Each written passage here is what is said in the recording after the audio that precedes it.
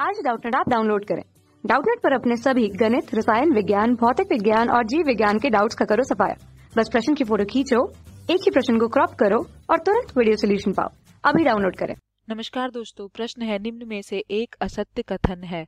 दोस्तों हमारे पास 4 विकल्प दिए गए हैं, उनमें से कोई एक कथन असत्य है, हमें वो बताना है। ठीक है, तो हम देखेंगे दोस्तों कि निम्न कथन क्या है अथवा कौन से कथन असत्य है। ठीक है, तो पहला कथन हमारा है, पहला कथन क्या दिया गया दोस्तों, अधिशोषण एक पत्तियां या बहुपत्तियां हो सकता है। तो ये कथन बिल्कुल सही है दोस्तों, क्योंकि अधिशोषण जो होता है उसमें बहुत सारे वो बहुस्तरीय होता है, अथवा वो क्या होता है कि एक पदार्थ से दूसरे पदार्थ के केवल पृष्ठ पर सांद्रित होता है। यह एक पृष्ठीय परिघटना है, और हम कह सकते हैं कि अधिशोषण बहुस्तरीय होता है, इसलिए एक पत्तियां या बहुपत्तियों हो सकती है। ठीक है, तो ये कथन सत्य है दोस्तों। दूसरा है, अधिशोष का कणाकार अधिशोषण की मात्रा को प्रभावित नहीं करता।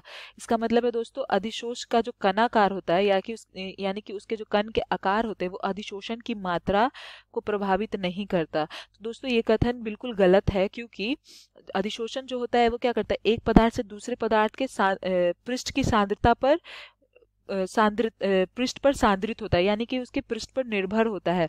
तो यदि इसमें अधिशोषण की मात्रा को प्रभावित नहीं करेगा, तो यह कथन क्या है, अधिशोषण की मात्रा को ये प्रभावित नहीं करेगा किसी कण के आकार को, तो ये कथन बिल्कुल गलत है दोस्तों। ठीक है, तीसरा कथन हम देखेंगे, दाव वृद्धि में अधिशोषण की मात्रा बढ़ जाती है। बिल्कुल सत्य है दोस्तों। यदि हम उच्च दाव पर अधिशोषक के पृष्ठ पर यदि हम अधिशोषक का पृष्ठ उच्च दाव पर करेंगे तो उसके क्या होती है, परतों के रूप में परिणामित होता है। ठीक है, अथवा उसकी मात्रा में वृद्धि हो जाती है। ठीक है दोस्तों, तो ये कथन बिल्कुल सत्य है।